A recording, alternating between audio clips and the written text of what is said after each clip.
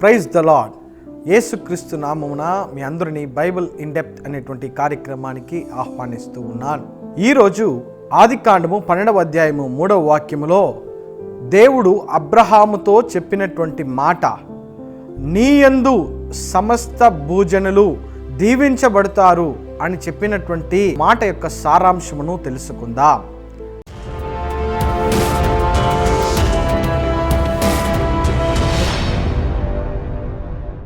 ప్రియమైనటువంటి వారలారా, అబ్రహామును దేవుడు 12వ అధ్యాయం 1వ వాక్యములో పిలిచినప్పటికీ 2-3 వాక్యంలో సగం వరకు కూడా ఎందుకు పిలిచాడో చెప్పలేదు.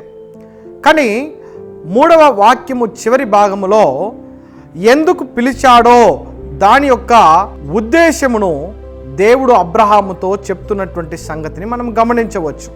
వాక్యము ఇలా ఉన్నది, భూమి యొక్క సమస్త వంశములు నీయందు ఆశీర్వదించబడునని అబ్రహాముతో అనగా.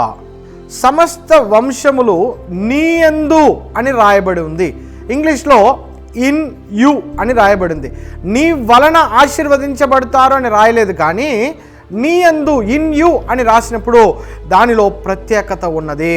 ఇక్కడ మాత్రమే అలా రాయబడిందా అని చూస్తే ఇంకా కూడా ఆదికాండము 18వ అధ్యాయము 17వ వాక్యములోను, ఆదికాండము 22వ అధ్యాయము 18వ వాక్యములోను నీయందు అనేటువంటి మాట, ఇన్ యు అనేటువంటి మాట రాయబడి ఉన్నది.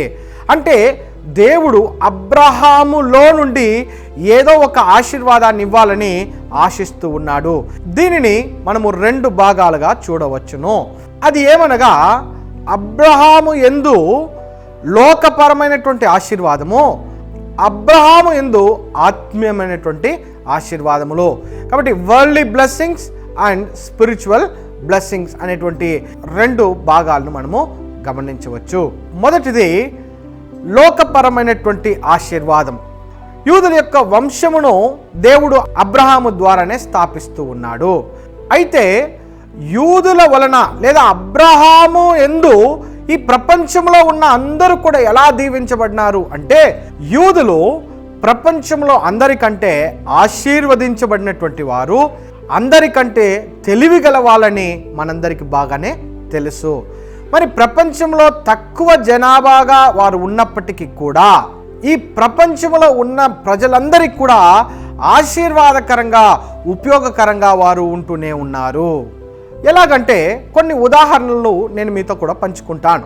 వైద్యపరంగా మనం చూసినట్లయితే అనస్థీషియాని కనిపెట్టింది యూదులే. ప్రపంచంలో అనస్థీషియా ఎంత ప్రాముఖ్యమో మనందరికి బాగా తెలుసు. ఇంకా హార్ట్ బీట్ తగ్గిపోతే ఆ బీట్ని కంట్రోల్లో పెట్టడానికి పేస్ మేకర్స్, అలాంటి ప్రాముఖ్యమైనటువంటి వస్తువులను వారు కనిపెట్టి ఉన్నారు.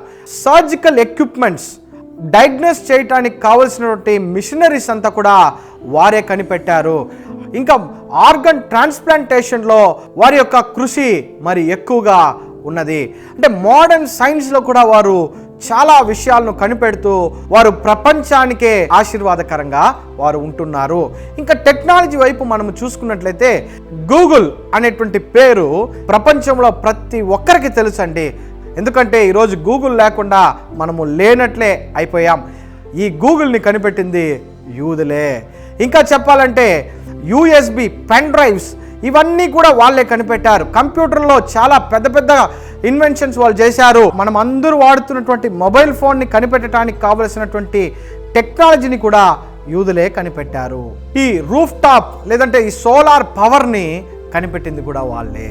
ఫార్మింగ్లో మనకు తెలుసు, ఈ డ్రిప్ ఇరిగేషన్, స్ప్రింక్లింగ్ సిస్టమ్, ఇవన్నిటిని కూడా వారే కనిపెట్టి ఈ ప్రపంచాన్ని ఆధునికం వైపుకు వారు మరలించారు.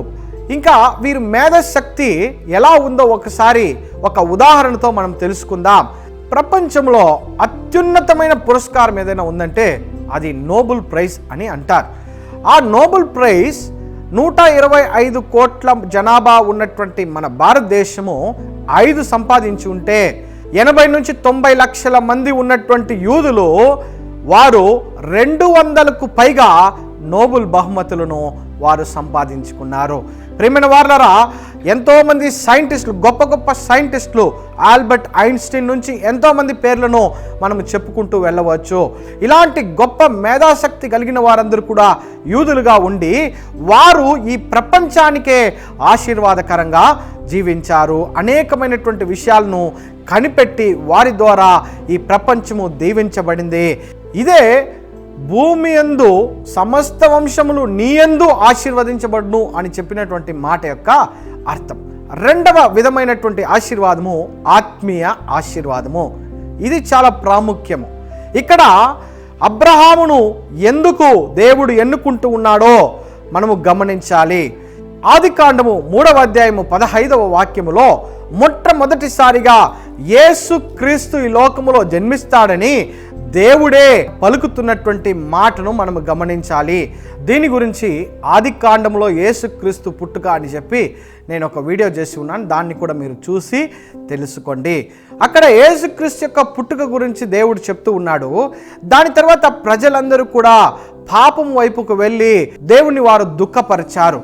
అప్పుడు దేవుడు ఏం చేస్తూ ఉన్నాడు, ఒక వ్యక్తిని ఎన్నుకొని ఆ వ్యక్తి ద్వారా ఒక సంతతిని ఏర్పరచుకోవాలని, ఆ సంతతి పరిశుద్ధ సంతతిగా దేవుని యొక్క నిబంధన ప్రజలుగా ఉంటారని దేవుడు అబ్రహామును ఎన్నుకొని అబ్రహాముతో మాట్లాడుతున్నటువంటి మొట్టమొదటి సందర్భంలోనే అబ్రహామును ఎందుకు ఎన్నుకుంటూ ఉన్నాడో దేవుడు స్పష్టముగా అబ్రహాముతో చెప్తూ ఉన్నాడు. భూమి యొక్క సమస్త వంశములు నీ యందు ఆశీర్వదించబడును, నీ యందు ఆశీర్వదించబడును అని చెప్పి ఇక్కడ చెప్తున్నటువంటి కార్యము యేసు క్రీస్తు యొక్క పుట్టుక గురించి ఆదికాండం 3వ అధ్యాయం 15వ వాక్యము తర్వాత రెండవసారి దేవుడు అబ్రహాముతో చెప్తూ ఉన్నాడు. అయితే ఈ వాక్యములో ఆత్మీయ ఆశీర్వాదముగా ఈ ప్రపంచంలో ఉన్న అందరి ప్రజల నిమిత్తము యేసుక్రీస్తు జన్మించబోతాడనేటువంటి ఒక సువార్తను కూడా, ఒక ప్రవచనమును కూడా దేవుడు అబ్రహాముతో పలుకుతూ ఉన్నాడు. దీని కొరకే మత్తయి సువార్తలో మొదటి వాక్యములో అబ్రహాము కుమారుడైన దావీదు కుమారుడైన యేసుక్రీస్తు అని రాస్తూ ఉన్నాడు.